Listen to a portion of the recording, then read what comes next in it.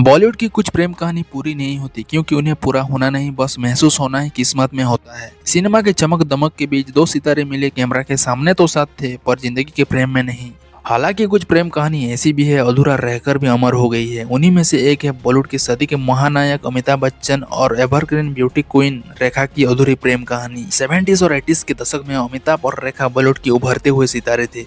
अमिताभ बच्चन दीवार मूवी के बाद बहुत बड़ा स्टार बन चुके थे और दूसरी तरफ रेखा अपनी beautiful looks, dance, expression, acting की वजह से उस समय की टॉप एक्ट्रेस थी। 1976 में आई फिल्म दो अनजाने में अमिताभ और रेखा ने पहली बार एक साथ काम किया था। इस मूवी की शूटिंग के टाइम अमिताभ और रेखा की नजदीकियां काफी बढ़ चुकी थी और दोनों एक दूसरे की बहुत ही ज्यादा क्लोज आ चुके थे। रेखा ने जब अमिताभ बच्चन से फर्स्ट टाइम मिली तभी ही अमिताभ बच्चन की लुक्स, हाइट, बात करने का तरीका से इम्प्रेस हो गई। सिमी ग्रेवाल के इंटरव्यू में जब पूछा गया रेखा से आप अमिताभ बच्चन से प्यार करती थी, तब रेखा ने बोला, व्हाट ए डम क्वेश्चन, अमिताभ के लिए हर कोई पागल है और उनमें से मैं भी एक हूँ। दो अनजाने मूवी की शूटिंग सेट्स पे ही अमिताभ और रेखा एक दूसरे को दिल दे बैठे थे और एक दूसरे के प्यार में पागल हो चुके थे। अमिताभ से मिलने के बाद रेखा ने अपने एक्टिंग कैरियर को सीरियसली लेना स्टार्ट कर दिया। उससे पहले रेखा फिल्म की शूटिंग सेट्स पर बहुत ही लेट आती थी और कई बार तो अपने शूटिंग डेट भी कैंसिल कर देती थी। लेकिन अमिताभ शूटिंग सेट्स पर एकदम टाइम पर आते थे और टाइम पर जाते थे और डिसिप्लिन से रहते थे। उसके बाद रेखा भी शूटिंग सेट्स पर टाइम पर आने लगी और ये बदलाव अमिताभ से मिलने के बाद आया था उनपे।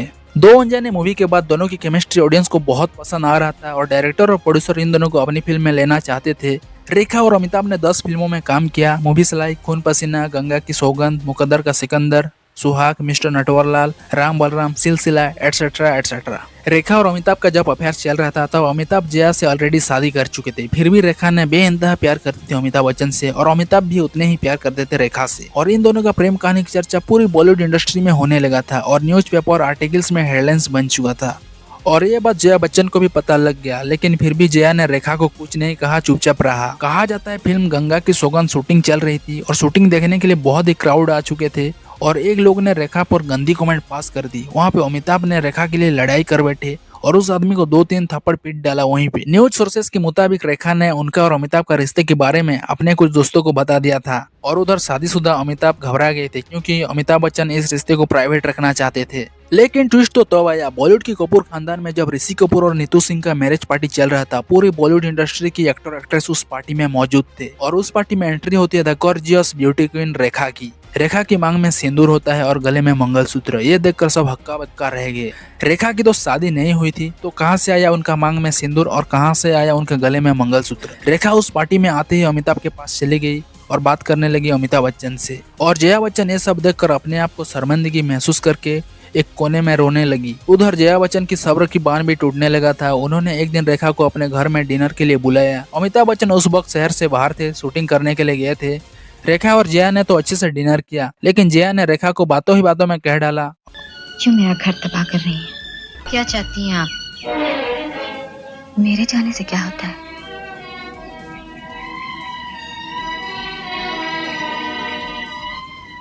उनका दामन छोड़ दीजिए,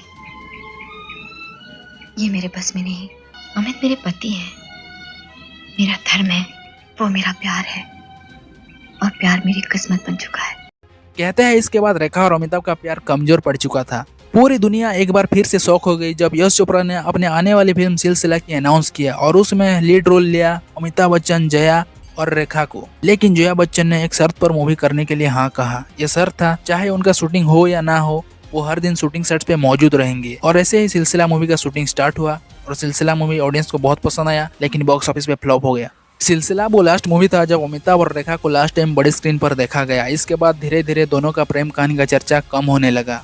1983 में कुली मूवी की फाइटिंग सीन की शूटिंग के टाइम अमिताभ बच्चन को इतना बड़ा चोट लगा था कि अमिताभ अपने मौत को छूकर वापस आ गए थे।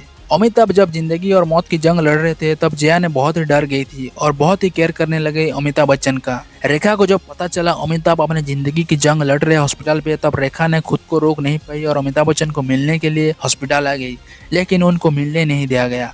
रेखा को इस घटना से तेज धक्का लगा और बहुत ही ज्यादा दुखी हो गई। रेखा ने एक इंटरव्यू में बोला था, सोचिए इस शख्स को मैं बता नहीं पाई कि मैं कैसे महसूस कर रहा हूँ। मुझे मौत मंजूर थी पर बेबसी का ये एहसास नहीं। मौत भी इतनी बुरी नहीं हो सकती। लेकिन आज भी किसी अवार्ड शो या बॉलीवुड की कुछ फंक्शन में अमिताभ और रेखा को स्पॉट किया जाता है तो कुछ अलग ही माहौल सा बन जाता है। दोनों के दिलों में आज भी सॉफ्ट कॉर्नर है। अगर ऐसे वीडियो देखना चाहती मेरे चैनल को दबा के सब्सक्राइब कर देना, लाइक कर देना, क्योंकि ऐसे वीडियो स्क्रिप्ट बनाने में और एडिटिंग में मेहनत लगता है दोस्तों।